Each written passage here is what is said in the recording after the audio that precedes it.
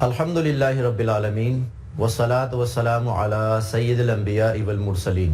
محترم ناظرین کرام، آج ہم جس موضوع کے لیے جمع ہوئے ہیں وہ ہے اسلام میں ستر و حجاب کے احکامات۔ آج کے اس پروگرام میں ہمارے مہمان مقرر جناب اویس پاشا کرنی صاحب ہیں۔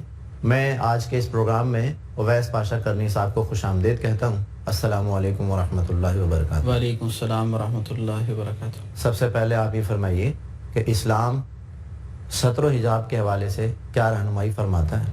جی، ستر و حجاب اسلام کے بنیادی احکامات میں سے ایک حکم ہے۔ نبی کریم صلی اللہ علیہ وسلم نے حیا کو اسلام کا نمایاں ترین وصف قرار دیا۔ ستر و حجاب کی حفاظت سے حیا محفوظ رہتی ہے اور اس کے ذریعے سے پورے معاشرے کی حفاظت ہوتی ہے۔ یعنی اگر جس معاشرے سے حیا نکل جائے تو اس معاشرے سے لازماً ایمان چلا جاتا ہے، اور جس معاشرے سے ستر و حجاب کے احکامات کی پابندی اٹھ جائے لازماً وہاں سے حیا جایا کرتی ہے۔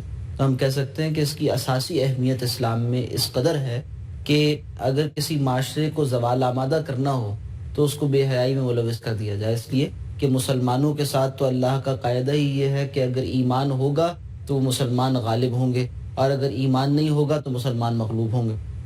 قرآن حکیم بباغ دوحل اعلان کرتا ہے کہ انتم الاعلون ان کنتم مومنین، اگر تم صاحب ایمان ہو تو تم ہی غالب رہو گے۔ اب ایمان کی بنیاد پر غلبہ ہے، تو جس قوم کو مغلوب کرنا ہو اس کے لیے آسان ترین حربہ کیا ہے کہ اس قوم سے ایمان نکال لیا جائے۔ ایمان نکالنے کا آسان ترین حربہ کیا ہے کہ اس کو بے حیائی میں ملوث کر دیا جائے۔ تو آج مسلمان جو زوال سے دوچار ہیں اس کا ایک اہم سبب یہ بھی ہے کہ وہ بے حیائی کے جو طریقے ہیں ان کو اپنے ہاں رائج کیے ہوئے ہیں، اور اسلام کی پاکیزہ احکامات ستر و حجاب کے ان سے بے بہرا ہوتے چلے جا رہے ہیں۔ اللہ سبحانہ تعالیٰ اس خاص طور پر شیطان کے اس کنڈے سے ہم سب کو محفوظ فرمائے۔ جی، شیطانی طریقہ۔ مختصراً یہ فرمائیے کہ یہ ستر اور حجاب یہ دو الفاظ ہیں جو کو بیان کیے گئے ہیں۔ جی جی، تو ستر اور حجاب میں فرق کیا ہے؟ جی بالکل، دونوں خاص معنی میں استعمال ہوتے ہیں۔ ستر کے معنی جسم کا وہ حصہ جس کا ڈھانپنا ہر حال میں فرض ہے۔ مرد کے لیے علیحدہ ستر بیان ہوا، خاتون کے لیے علیحدہ ستر بیان ہوا۔ مرد کا ستر اس سے مراد ہے جسم کا وہ حصہ جس کا ڈھانپنا فرض ہے۔ جیسے ہی کوئی شخص بالغ ہو جائے تو اب ناف سے لے کر گھٹنے سمیت کا حصہ، یہ وہ حصہ ہے جو ایک مرد سے بھی ڈھانپے گا اور اسی طرح عورت سے بھی ڈھانپے گا۔ محرم نامحرم ہر ایک سے یہ حصہ اسے ڈھانپ کر رکھنا ہے، مستقل ڈھانپ کر رکھنا ہے۔ اور خاتون کے لیے ستر اس کا پورا جسم ہے۔ حدیث میں آتا المرأۃ عورۃ، خاتون تو پوری کی پوری پوشیدگی کے قابل ہے، یعنی اسے چھپائے رکھنے کا شریعت میں حکم دیا گیا ہے۔ چنانچہ عورت کے لیے ستر زیادہ وسیع بیان ہوا، مرد کے لیے ستر جو ہے وہ مختصر بیان ہوا۔ یہ ستر کے احکامات جب پورے ہو گئے، یعنی جسم کے وہ اعضاء جن کا ڈھانپنا ہر حال میں محرم اور نامحرم کے سامنے ضروری تھا، اسے ستر کہتے ہیں۔ اب ہے اگلا لفظ حجاب۔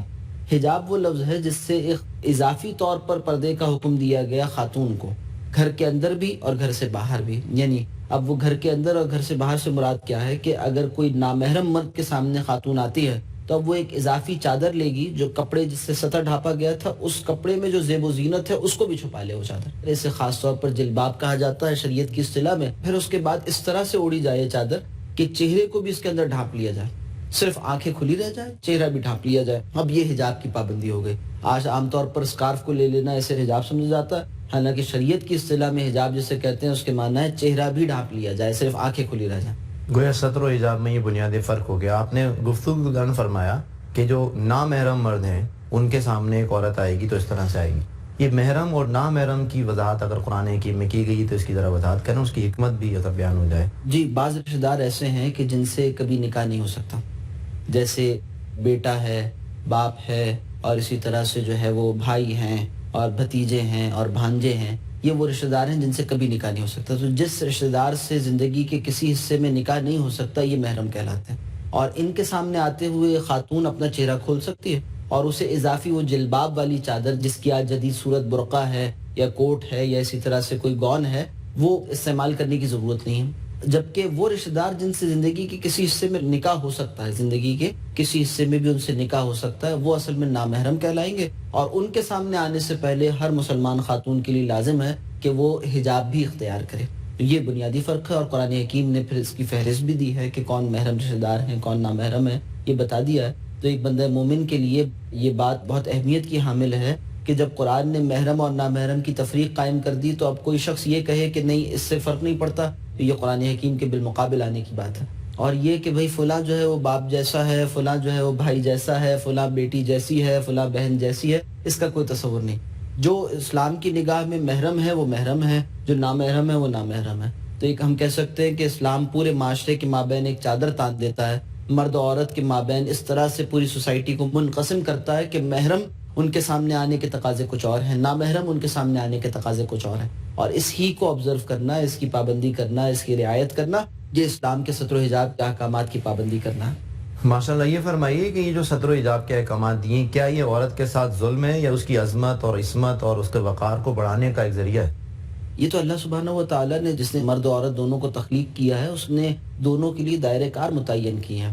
یعنی وما خلق الذکر والانثی ان سعیکم لشتی. اللہ سبحانہ و تعالیٰ نے جو مرد و عورت تخلیق کی ہے، وما خلق الذکر والانثی، مرد اور عورت یہ دو علیحدہ علیحدہ صنفیں اللہ نے تخلیق کی. ان سعیکم لشتی، فرما دیا کیا کہ بے شک تمہاری سعی و جہد کے میدان علیحدہ علیحدہ ہیں. مرد کے لیے الگ سعی و جہد کا میدان ہے، وہ گھر سے باہر کی زندگی ہے. خاتون کے لیے الگ سعی و جہد کا میدان ہے، وہ گھر کے اندر کی زندگی ہے. مرد کو حال حوالے کر دیا گیا کہ معاشرے کے حال کو درست رکھنا اور اس میں جو کچھ جدوجہد ہے وہ یہ انجام دے، اور عورت کے حوالے معاشرے کا مستقبل کر دیا گیا. سبحان تو اللہ. کام کے اعتبار سے دونوں کے لیے علیحدہ علیحدہ کام، یعنی تقسیم کار کا اصول ہے جو قرآن حکیم اور اسلام اپناتے ہیں، اور دونوں کے لیے علیحدہ علیحدہ دائرہ کار منتخب کر دیتے ہیں، مرتب کر دیتے ہیں. اس میں نہ عورت کی کوئی تضحیق ہے، نہ توہین ہے، نہ اس کے لیے کوئی تذلیل کا مقام ہے. کوا اگر آسمان میں اڑتا پھرتا ہے تو اڑتا پھرا کرے، مگر انسان انسان ہے. اسی طرح سے اللہ سبحانہ و تعالیٰ نے ہر ایک صنف کے کام علیحدہ رکھے ہیں. مرد ولادت کے مراحل سے نہیں گزر سکتا. خاتون کو اللہ سبحانہ و تعالیٰ نے اس کی فطری ساخت ایسی بنائی ہے کہ وہ ولادت کے مراحل سے گزرے اور پھر جو نسل انسانی کا تسلسل ہے وہ اس کا ذریعہ بنے.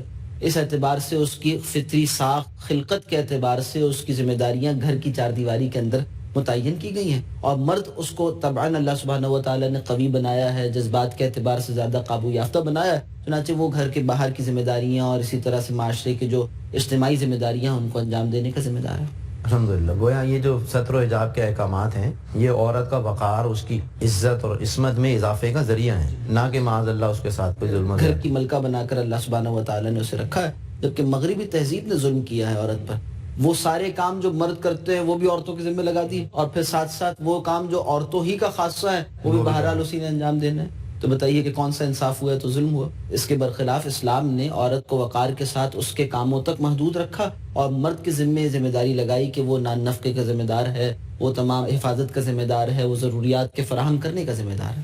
ستر و حجاب کی حکمت کے حوالے سے رب کائنات نے فرمایا وَلَا تَقْرَبُوا الزِّنَا إِنَّهُ كَانَ فَاحِشًا وَسَاءَ سَبِيلًا. اس آیت مبارکہ کے حوالے سے زنا کس چیز کو کہتے ہیں اس کی مختصر وضاحت ہو جائے، اور اس کے ساتھ ساتھ اس کا جو نتیجہ جس طرف یہ شیطان لے کے جانا چاہ رہا ہے معاشرے کو، اس پر بھی ذرا آپ روشنی ڈال دیں. اللہ سبحانہ و تعالیٰ نے انسان کے اندر جو فطری جذبہ رکھا ہے جنسی خواہش کا، اس کی تسکین کے ذرائع جائز بھی ہو سکتے ہیں، ناجائز بھی ہو سکتے ہیں. جائز ذریعے کے طور پر ہمیشہ سے اللہ کی شریعتوں میں، آسمانی مذاہب میں نکاح کا تصور رکھا گیا ہے. یعنی یہ کہ ایک مرد اور ایک عورت جو اجنبی تھے وہ اللہ سبحانہ و تعالیٰ کے نام کو درمیان میں لا کر ایک دوسرے کے لیے حلال ہو جائے. یعنی یہ اعلان کر دیا جائے کہ اب یہ دونوں ایک دوسرے کے ساتھ منسلک ہیں، اور ان سے جو افزائش نسل ہوگی، یعنی ان سے پیدا ہونے والی اولاد، اس کا نسب یہ ہوگا. اور پھر اس کے بعد اس کے حقوق و فرائض، ان دونوں کے مابین حقوق و فرائض کا تعین کیا جائے، اور اسی طرح سے اولاد کے حقوق و فرائض وہ بھی متعین ہو جائیں گے. یعنی ذمہ داری اٹھا کر پھر اس کے بعد اپنی جنسی تسکین، اس کے جائز ذرائع متعین کیے جائیں تو یہ نکاح ہے، اور اس کے شرائط احکام متعین کر دیے گئے شریعت میں، اور اس کا اعلان عام ہوتا ہے، اور اس کے مطابق پھر گھر بسا کرتا ہے. اور جس مقصد کے لیے اللہ سبحانہ و تعالیٰ نے مرد و عورت دو مخالف جنسوں کے مابین کشش رکھی ہے، وہ مقصد یعنی افزائش نسل اور تسلسل نوع انسانی، یہ حاصل ہوا کرتا ہے. اور پھر ایک باوقار، ذمہ دار، پرامن اور اسی طرح سے تسکین کا حامل معاشرہ وہ تیار ہوا کرتا ہے. جبکہ شیطان چاہتا یہ ہے کہ اس نظام کو بگاڑ دے.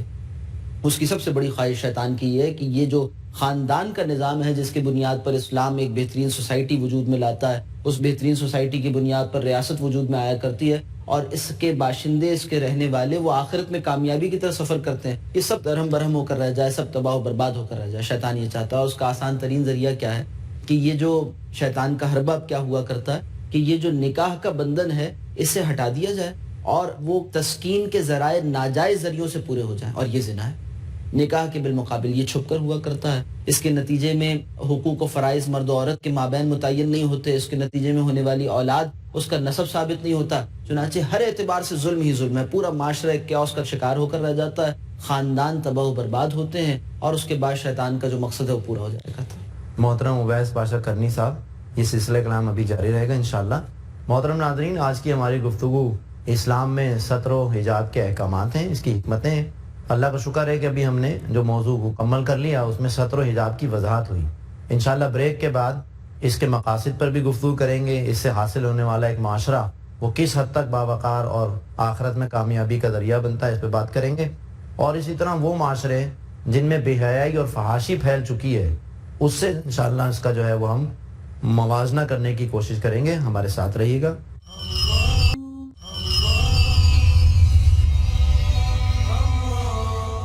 محترم ناظرین کرام، آج ہماری گفتگو ستر و حجاب کے حوالے سے ہے، اور خاص طور پر اسلام میں ستر و حجاب کے احکامات، اس کی حکمتیں. اس موضوع پر ہم جناب اویس پاشا کرنی صاحب سے محو گفتگو ہیں.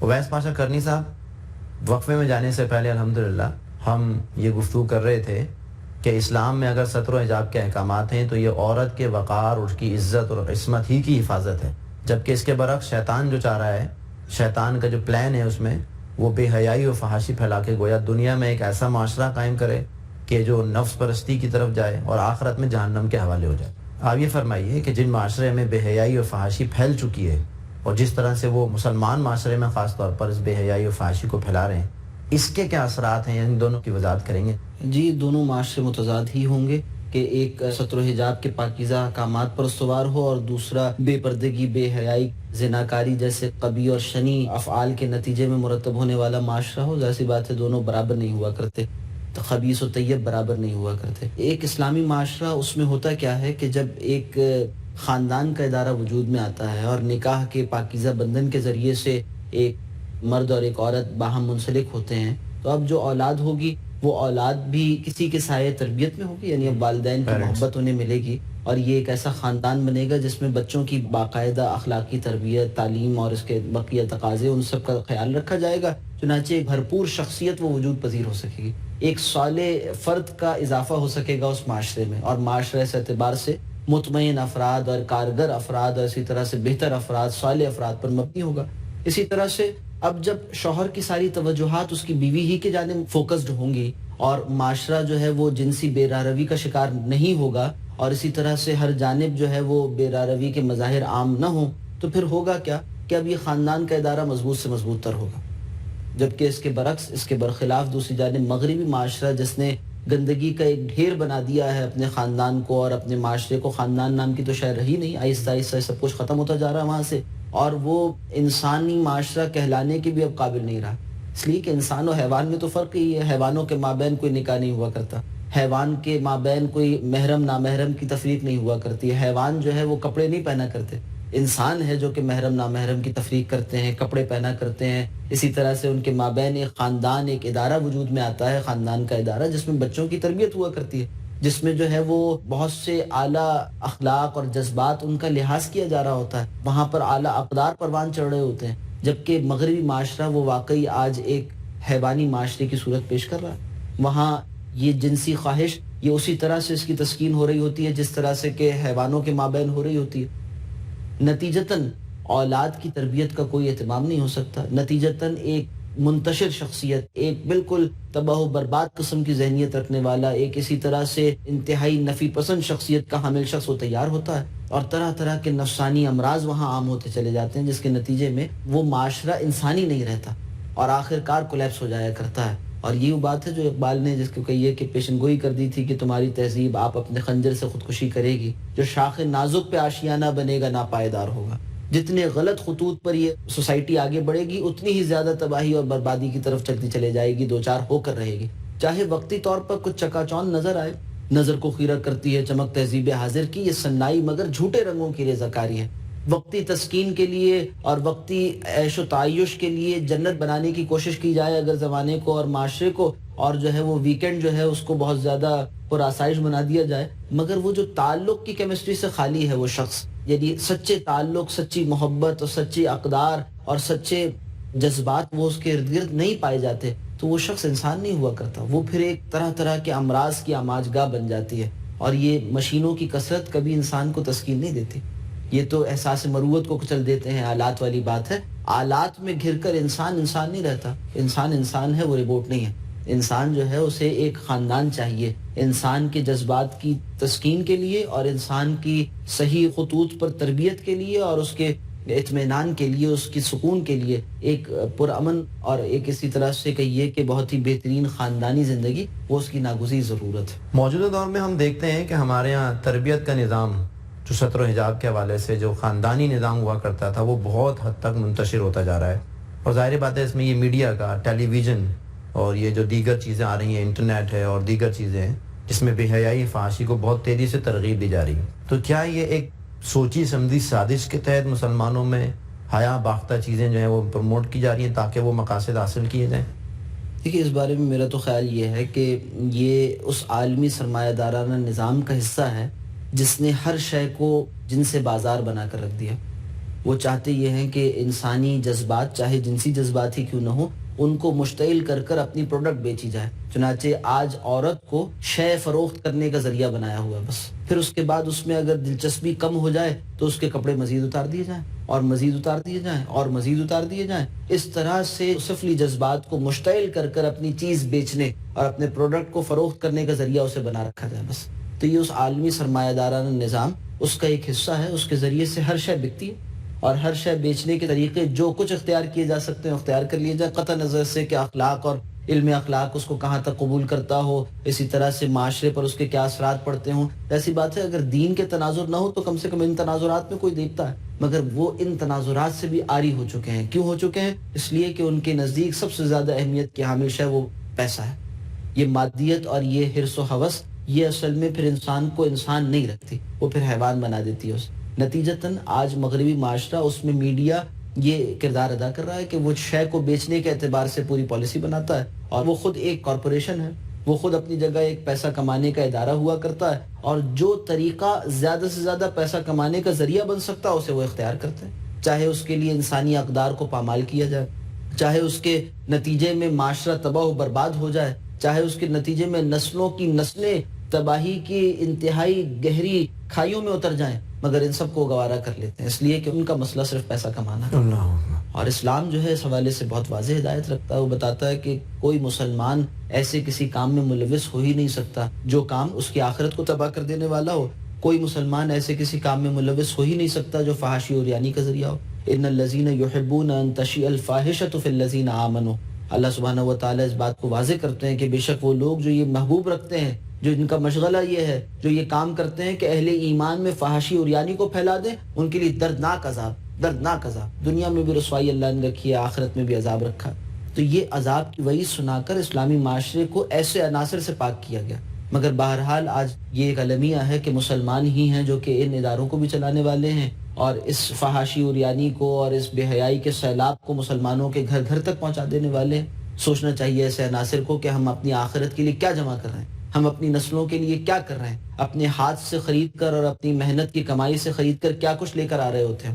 تو ایسی بات ہے کہ یہ بہت اہم مسئلہ ہے. یہ ایسی آگ ہے کہ اگر آج پڑوس میں ہے تو لازماً دوسرے گھر میں آ کر رہے گی. اس کے لیے ایک بھرپور انداز میں کام کرنے کی ضرورت ہے اور لوگوں کو متنبع کر کر اس سے بچانے کی ضرورت ہے. یہ زندگی اور موت کا سوال ہے. محترم اویس پاشا کرنی صاحب، اس حوالے سے آج کی گفتگو کا آخری سوال یہ بیان فرمائیے کہ اسلام کی نظام تربیت میں جیسے کہ ابھی بات آئی، کیا کیا اعمال ہیں جو کہ کیے جائیں اور لوگوں کی ذہن سازی کے اعتبار سے کیا کچھ کریں کہ ان کی دنیا بھی سنور جائے اور جو اللہ اور اس کے رسول کے احکامات ہیں اور آخرت کے حوالے سے بھی خاص طور پر شیطان کے اس ہتھکنڈے سے ہم بچ سکیں. اس کے لیے ٹپس، عملی رہنمائی جو ہے وہ دی جائے تاکہ مسلمان معاشرہ، ایک مسلمان خاندان وجود میں آئے. جی، سب سے پہلی بات تو یہ ہے کہ ہم اس عزم کا اعادہ کریں کہ ہمیں مسلمان زندہ رہنا ہے اور مسلمان مرنا ہے. اس عزم کے ساتھ اور زیادہ اہم تر بات یہ ہے کہ ہر کاسٹ پر، یعنی ہم کسی شے کو اپنے اصول کے آگے آنے نہیں دیں گے. یعنی ہمیں ہر وہ شے قبول ہے جو دنیا میں نقصان کا باعث ہو مگر وہ ہماری آخرت کو جو ہے وہ محفوظ کر لینے والی ہو. تو مسلمان زندہ رہنے کا عزم و ارادہ، مسلمان مرنے کا عزم و ارادہ، یہ ہمارے تمام عزائم اور تمام ارادوں کے اوپر جب تک فائق نہیں ہو جاتا اس وقت تک بقیہ باتیں ساری کہیے کہ صرف باتیں رہ جاتی ہیں. چنانچہ اس بات کو یقینی بنانا ہے اور وہ جو نبی کریم صلی اللہ علیہ وسلم نے اصول دیا کہ لا طاعت لمخلوق فی معصیت الخالق، مخلوق میں سے کسی کی اطاعت نہیں ہوگی اللہ کی نافرمانی کرتے ہوئے، خالق کی نافرمانی ہو اور مخلوق کی اطاعت ہو جائے، یہ بات قابل قبول ہے۔ اب پھر دیکھتے چلے جائیں، ہم اپنے معاشرت کو پھر دیکھیں اور معاشرت کے ہر جز کو دیکھیں، ہم اپنے خاندان کی دعوتوں کو دیکھیں اور اس میں جو باتیں قرآن و سنت کے خلاف ہیں ان کو نکال باہر کریں، اور اس میں کوئی پرواہ نہ کریں کہ کوئی ناراض ہوتا ہے، کوئی راضی ہوتا ہے۔ ہمارا مقصد ہونا چاہیے اللہ کو راضی کرنا۔ اب اس کے راستے میں اگر کوئی رکاوٹ بنتا ہے تو وہ اپنی آخرت خراب کرتا ہے، ہم اس کے لیے اپنی آخرت کیوں قربان کر دیں؟ ہمیں اس بارے میں بالکل واضح رہنا چاہیے اور پھر لوگوں کو اچھی بات پہنچانی چاہیے، حق کی دعوت دیتے رہنا چاہیے، اور اس کے نتیجے میں ایک حق کی قوت معاشرے میں پروان چڑھے جو اتنی کارگر ہو جائے، اتنی کارآمد ہو جائے کہ پھر اس کے بعد اس میں شامل افراد اور ہاتھوں میں ہاتھ دیے ہوئے افراد ان کے لیے حق پر قائم رہنا ممکن ہو، سبحان اللہ۔ اور پھر اسی طرح سے برائیوں کا مقابلہ کرتے ہوئے معاشرے میں حق کی قوت کو غالب کر دینے کے لیے وہ ایک قوت فراہم کر سکتے ہیں۔ یہ کرنے کا کام ہے، اور اس میں کوئی کوتاہی برتنا اور اس میں کوئی غفلت برت جانا یہ اب مزید قابل قبول نہیں ہو سکتا۔ مسلمانوں کی جو حالت ہو چکی ہے اب یہ مزید اس میں تاخیر کرنا قابل قبول نہیں ہو سکتا۔ ہر شخص اپنے بس پڑتے جہاں کہیں ہے، جتنی کچھ اس کے پاس قوت و استطاعت ہے، جیسا کچھ علم ہے، جیسی صلاحیت ہے، جیسی کچھ اس کے پاس فرصت ہے، ان سب کو اللہ کے راستے میں لگائے، اپنی ذات سے لے کر اپنا گھر، اپنا خاندان، کنبہ، قبیلہ اور پھر معاشرہ، اور اسی طرح بات آگے بڑھتی چلے جائے یہاں تک کہ کل روح عرضی اللہ سبحانہ و تعالیٰ کے احکامات کے تابع ہو جائے۔ اویس پاشا کرنی صاحب سے ہم اسلام کے ستر و حجاب کے احکامات سمجھ رہے تھے۔ الحمدللہ محترم ناظرین، آج کی ہماری گفتگو سیر حاصل رہی جس میں اسلام میں ستر و حجاب کے احکامات اور اس کی حکمتیں، اور خاص طور پر اس پر عمل کر کے جو معاشرہ وجود میں آئے گا، جو خاندان وجود میں آئے گا، اس پر گفتگو ہوئی ہے۔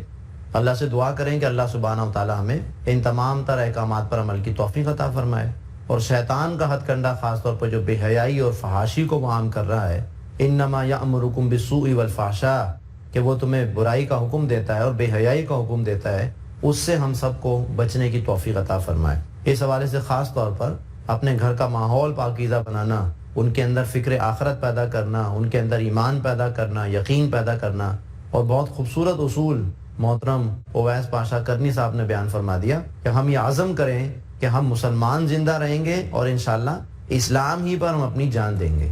یہ اصول اگر فائق رہے تو انشاءاللہ یہ سارے کے سارے معاملات بہتر ہو سکیں گے اور ہم شیطان کے ہر طرح کے ہتھ کنڈوں سے بچ سکیں گے۔